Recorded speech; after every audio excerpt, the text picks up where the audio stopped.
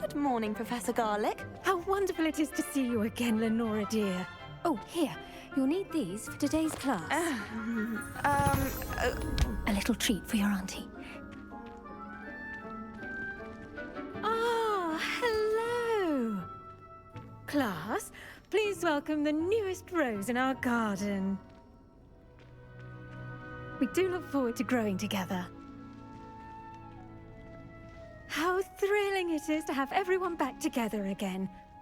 This year will be filled with enchantment and excitement, but the most important thing cultivated in herbology is knowledge. The prudent herbologist is no more afraid of the venomous tentacular than the bouncing bulb. Now then, today we will be acquainting ourselves with the mellifluous tuber known as the mandrake root. Accio. Let's see if we can't make our fibrous friends a bit more comfortable, shall we? First, let's protect our ears.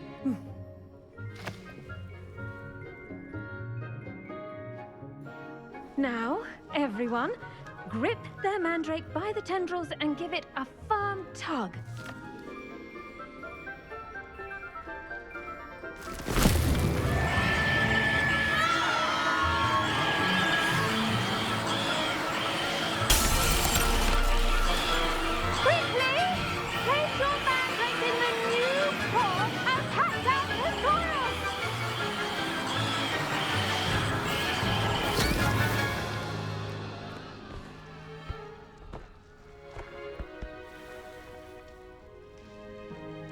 The soil should envelop the root like a warm, dirty blanket, putting the mandrake right at ease. Reparo! I'm very sorry about that. Yours was a bit mature, I'm afraid. All right then, off you go. Splendid work, everyone. Now, for our next task, we'll be planting dittany at our potting tables. You can all... I wonder if it looks like knotgrass. I do wonder about Professor Fig. He's hardly ever in his classroom. Most strange. I should think Professor Garlic would be more careful with her mandrakes. The best time to plant a seed is last season. The second best time is now. Did you know that you can use the mandrake to defend yourself? Why, the very idea.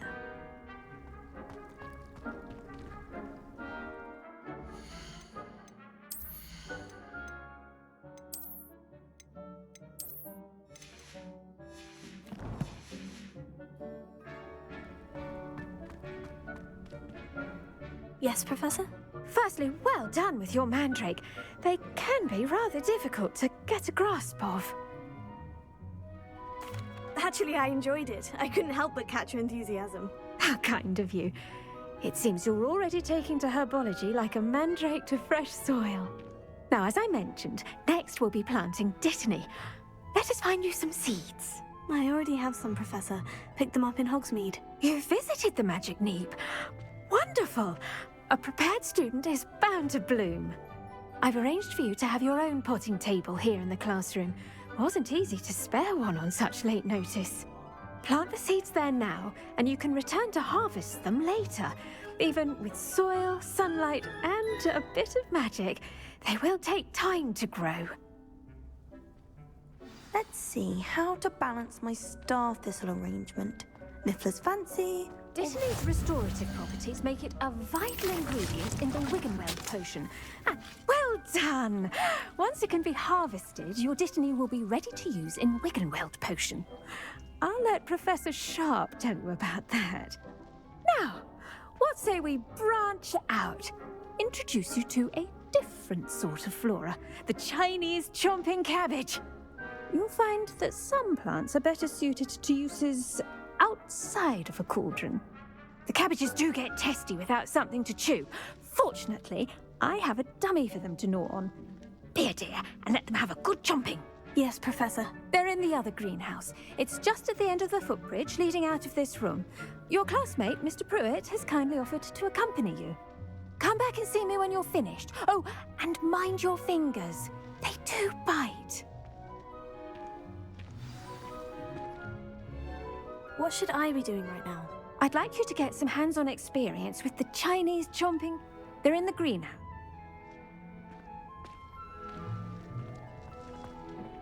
Hello.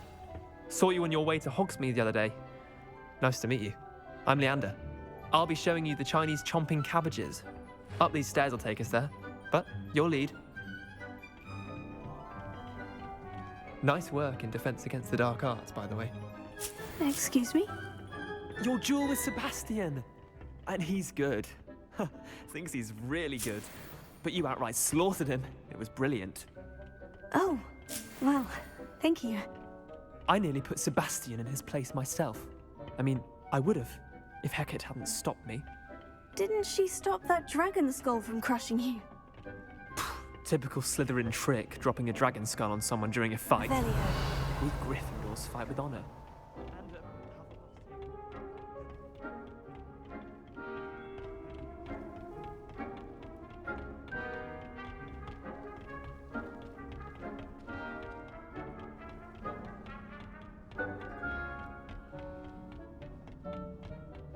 Here we are, home of the Chinese chomping cabbage. Now, see that dummy? Just toss the cabbages at it, and they'll do the rest. Revelio.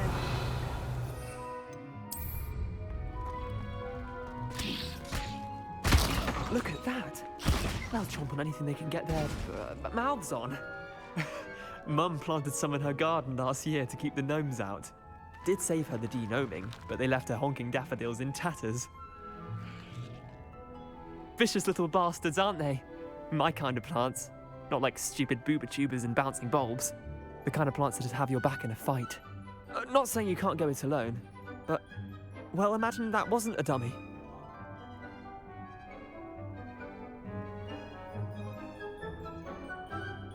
I suppose they could prove useful outside of the greenhouse. Nothing wrong with a bit of backup, even if it is from a cabbage. It's chaos out there. Trolls in Hogsmeade and such. You can't be above throwing a cruciferous vegetable if necessary. Dogweed and deathcap has more of them, if you're keen. Other plants too. Ones your parents wouldn't plant in the garden. You get the idea.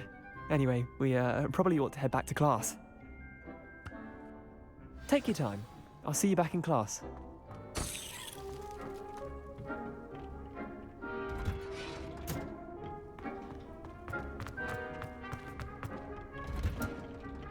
And with that helpful reminder as to why we should always wear our dragon hide gloves, I shall end our lesson here. Terribly sorry, Mr. Clopton. I attended to the Chinese chomping cabbages, Professor. Remarkable plants, aren't they? I hope they weren't too much trouble. Oh, don't see any bite marks or missing digits. And good, as you do seem to be quite green-fingered. Oh, I'm eager to see your skill in the soil continue to blossom. Magical plants have so much to offer. I'm eager to learn more. I'm glad. Herbology is a bounteous subject. Tend to your garden, and it will tend to you. Huh. Well, I suppose that's everything. Do come by for a chat sometime. I so enjoy checking in with my new students.